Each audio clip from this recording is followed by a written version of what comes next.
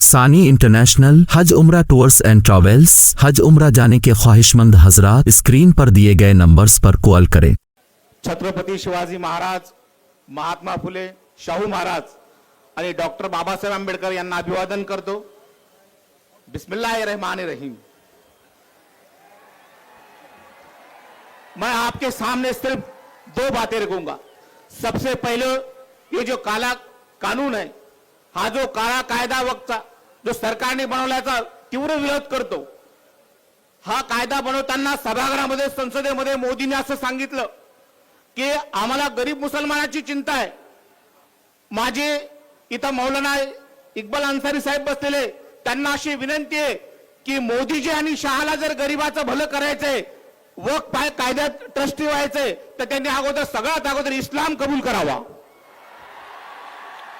ये सब लोग आपका स्वागत कर रहे हैं, मोदी जी और शाह। अगर उनको गरीबों का भला करना है, मुसलमानों के ट्रस्ट में हकदार बनना है, अगर वो इस्लाम कबूल करते तो क्या आप उनको हकाधिकार देंगे?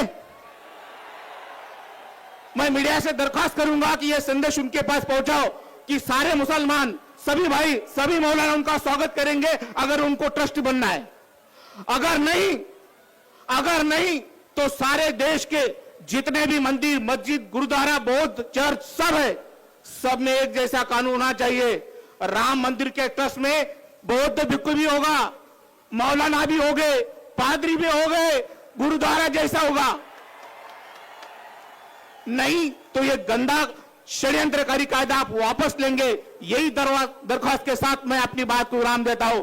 जय भीम, आदाब।